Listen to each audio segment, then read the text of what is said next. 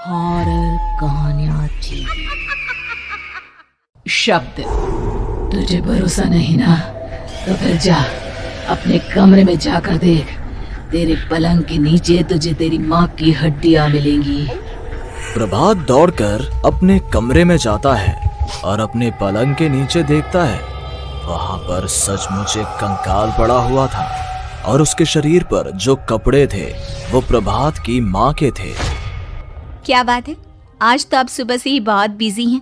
ऐसा क्या लिख रहे हैं? बस एक फैमिली की कहानी लिख रहा था। जैसे हमारी फैमिली है ना, तुम, माँ और मैं, लेकिन थोड़े अलग तरीके से, क्योंकि ये कहानी हॉरर है और इसमें जो आदमी है ना, मैंने उसकी बीवी को मार दिया है। मतलब कहानी में ऐसा लिखा है। और जानती हो, उसके बाद जो बीवी है ना, वो एक बुरी आत्मा बन जाती है। क्या बेटा, इस तरह की डरावनी कहानियां क्यों लिखता है तू? जानता है ना, हम जो सोचते हैं, जो लिखते हैं, हमारा दिमाग पूरा दिन वैसा ही होता रहता है। माँ, परेशान होने वाली क्या बात है? राइटर हूँ मैं, मेरा तो काम है कहानियां लिखना। और वैसे भी ये सिर्फ एक कहानी है माँ, कोई सच नहीं है। उसके बाद कुछ दिन बीत जाते हैं। एक रात प्रभात को अपने ऑफिस से लौटने में देरी हो जाती है। रात के लगभग 12 बजे हुए थे। प्रभात जैसे ही अपने घर पहुंचता है, उसने देखा कि उसकी पत्नी दुर्गा डाइनिंग टेबल पर उसका इंतजार कर रही है। आ गए आप? कब से आपका इंतजार कर रही थी। देखिए ना, खाना भी ठंडा हो गया है। अरे दुर्गा, आज तुमने अपने इतने लंबे लंबे बालों को खोलकर क्यों रखा है? तुम तो हमेशा अपने बाल बांध कर रखती हो।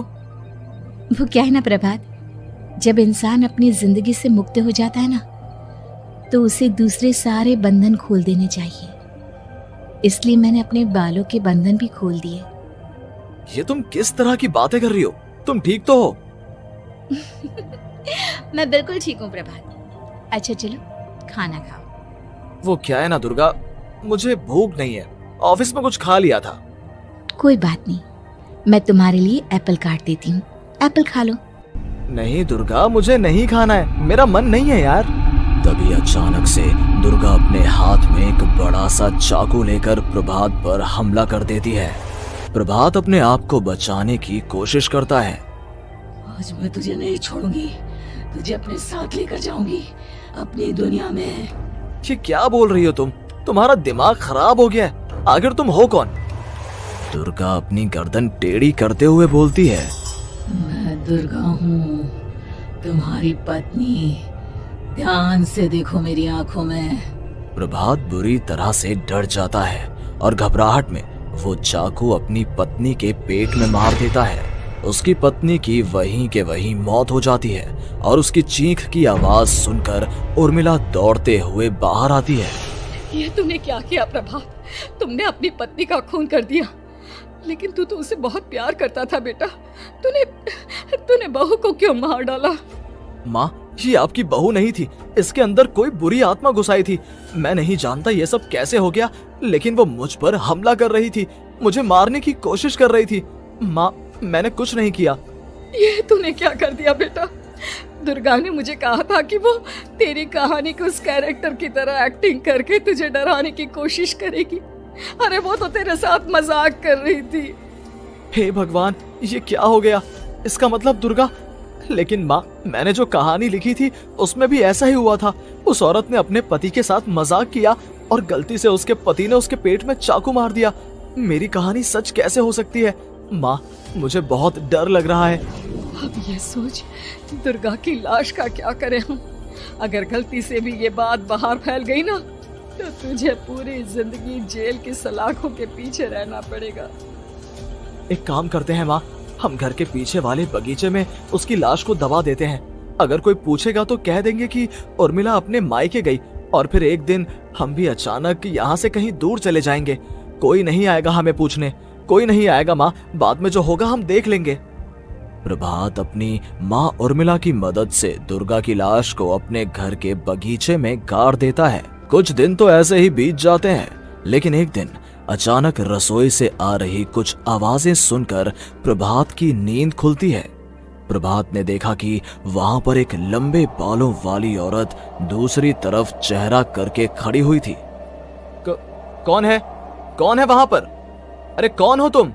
मैं दुर्गा हूँ प्रभात। क्या हुआ? मुझसे इस तरह के सवाल क्यों कर रहे हो तुम? तुम दुर्गा नहीं हो सकती। दुर्गा तो प्रभात, मैं तुम्हारी पत्नी हूँ, तुम मुझे कैसे भूल सकते हो? 4 दिन के लिए मायके क्या चली गई, तुम तो मुझे भूल ही गए। अब अगली बार ना मैं कहीं नहीं जाऊंगी। पता चला तुमने तो मुझे पहचानने से ही इनकार कर दिया। नहीं, तुम दुर्गा नहीं हो सकती। तुम दुर्गा हो ही नहीं सकती। मैं जानता हूँ ये सब क्या हो रहा है। मैंने अपनी कहानी में लिखा था कि उस आदमी की पत्नी की मौत के बाद एक बुरी आत्मा उसका रूप लेकर उसके घर में आ जाती है। तुम वही हो ना? और अचानक से खूबसूरत दुर्गा का चेहरा काला पड़ जाता है। उसकी आंखें लाल हो जाती हैं और पूरे शरीर पर बाल, लंबे नुकीले नाखून, उसके दोनों पैर उल्टे हो जाते हैं और बेहद डरावनी आवाज में वो चिल्लाकर कहती है, बुरी आत्मा, मेरा खून करके मुझे अपने ही घर में गाड़ कर तू मुझे बुरी आत्मा कह रहा है? मैं तुझे छोड़ूंगी नहीं। और अचानक से प्रभात के घर में बेहद डरावनी आवाजें गूंजने लगती हैं। घर में चारों तरफ बहुत सारी बुरी आत्माएं नजर आने लगती हैं। प्रभात घबरा कर अपनी माँ को आवाज देता है, माँ कहाँ है आप? जल्दी आइए माँ, देखिए ना ये सब क्या हो रहा है। प्रभात ने देखा कि अचानक से उसकी माँ कमरे से दौड़ कर आती है। क्या हुआ प्रभात?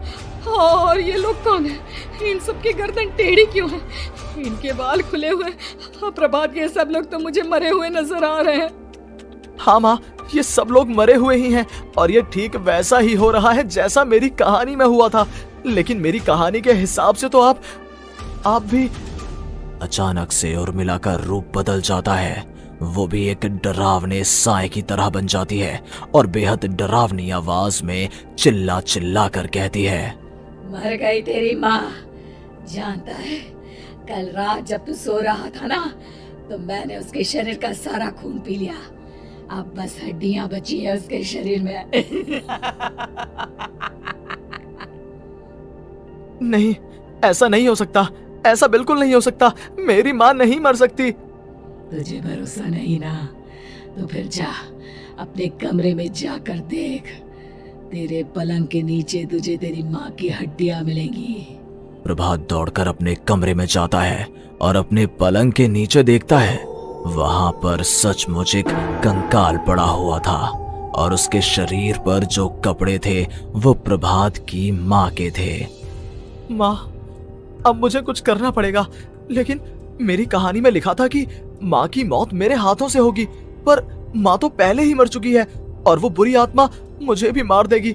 नहीं नहीं, इससे पहले कि वो मुझे कुछ करे, मुझे उसका काम खत्म करना होगा। प्रभात अपने हाथ में बड़ा सा चाकू लेकर उस बुरी आत्मा पर हमला कर देता है जिसने प्रभात की माँ का रूप लिया हुआ था। और अगले ही पल वो नीचे गिर जाती है और उसके शरीर से खून बहने लगता है। ऐसा नहीं हो सकता। एक बुरी आत्मा के शरीर में तो खून होता ही नहीं है। तो क्या सच में मैंने अपनी माँ को मार दिया? लेकिन अभी कुछ देर पहले तो फिर वो कंकाल किसका है? और ये कौन है? मैं पागल हो जाऊंगा। और अपनी माँ की लाश, इसका मैं क्या करूं? लोग पूछेंगे तो मैं क्या जवाब दूंगा? तभी वहां पर दुर्गा का रूप लेकर जो आत्मा थी उसने प्रभात से कहा, गाड़ दे अपनी माँ को ले जाकर उसी जगह जहाँ तूने मेरा खून करके मुझे गाड़ दिया था। जा, चला जा। घबराया हुआ प्रभात पागलों की तरह अपनी माँ की लाश को लेकर बगीचे में गाड़ देता है। प्रभात की हालत पागलों जैसी हो जाती है। वो अपने आप को अपने घर में बंद कर लेता है। कहानी के हिसाब से तो आगे ये हुआ था कि कहानी लिखने वाले ने उन बुरी आत्माओं से डरकर आत्महत्या कर ली थी। तो क्या मैं भी मर जाऊंगा? क्या मैं भी आत्महत्या कर लूंगा? एक काम करता हूँ, मैं अपनी कहानी का अंत बदल देता हूँ। हाँ, ये मैंने पहले क्यों नहीं सोचा। मैं लिख दूंगा कि कहानी को लिखने वाला आत्महत्या नहीं करता, बल्कि कहीं दूर जाकर नए सिरे से अपनी जिंदगी शुरू करता है। यही सोचकर प्रभात ने अपनी लिखी हुई कहानी को बाहर निकाला और उसे पढ़ना शुरू किया। ये देखकर वो हैरान रह गया कि कहानी का क्लाइमैक्स तो किसी ने पहले ही बदल दिया था। ये क्या? इसमें तो लिखा हुआ है कि आखिर में उस लेखक की पत्नी और माँ दोनों बगीचे में जिंदा दफन थे। बुरी आत्माओं ने उनको कैद करके रखा था और वो लेखक अपनी माँ और पत्नी दोनों को जिंदा बाहर निकाल लेता है। लेकिन ये सब लिख किसने दिया? प्रभात दौड़कर बगीचे में जाता है और वहां पर खुदाई करना शुरू कर देता है। प्रभात देखता है कि वहां पर लकड़ी के 2 बड़े संदूक हैं और उनके अंदर से आवाजें आ रही हैं। प्रभात बचा लो मुझे, अगर थोड़ी देर और हो गई तो वो मुझे छोड़ेगी नहीं। बेटा देखो, मैं इस बक्से के अंदर बंद हूँ, प्लीज मुझे बाहर निकालो, वो बुरी आत्मा किसी भी वक्त मुझे मार डालेगी।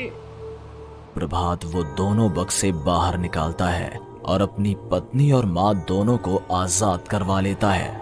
लेकिन तभी वहां पर अचानक से एक बेहद डरावनी और खौफनाक दिखने वाली औरत आ जाती है। तुझे क्या लगा था इतनी आसानी से अपनी पत्नी और माँ को बचा लेगा? बस 5 मिनट और उसके बाद अमावस का चांद आसमान में आने ही वाला है। लेकिन तूने इन दोनों को बाहर निकाल लिया, अब तुझे मरना होगा। नहीं, मैं जानता हूँ मैं नहीं मरूंगा, और अब आगे क्या करना है ये भी मुझे पता है। प्रभात ये बहुत खतरनाक है, हमें मार डालेगी प्रभात, चलो यहाँ से। नहीं दुर्गा, अब मुझे अच्छी तरह से पता चल चुका है कि इस बुरी आत्मा से हम कैसे पीछा छुड़वा सकते हैं। और इतना कहकर प्रभात अपने हाथ में पकड़ी हुई सिंदूर की थैली उस बुरी आत्मा के ऊपर उछाल देता है। कुछ ही देर में वो जमीन पर गिरकर राख में बदल जाती है। ये सब क्या हो रहा था बेटा? ये सब तुम्हारी लिखी हुई इस कहानी की वजह से हुआ है ना? नहीं माँ, पहले मुझे भी ऐसा ही लगा, लेकिन बाद में पता चला कि बरसों पहले हमारे इस बगीचे की जमीन के अंदर किसी को जिंदा गाड़ दिया गया था और बस उसी औरत की आत्मा हमें परेशान कर रही थी। उसी ने मेरे शब्दों में जान डालकर उस कहानी को जिंदा कर दिया था। मुझे माफ कर दो प्रभात, मैंने आपकी कहानी के साथ छेड़छाड़ की थी और उसे बदल दिया था। माफी मांगने की जरूरत नहीं है दुर्गा, तुम्हारे उस बदलाव की वजह से ही आज हम सब जिंदा हैं, क्योंकि आखिर में कहानी में वो हुआ जो तुमने लिखा था।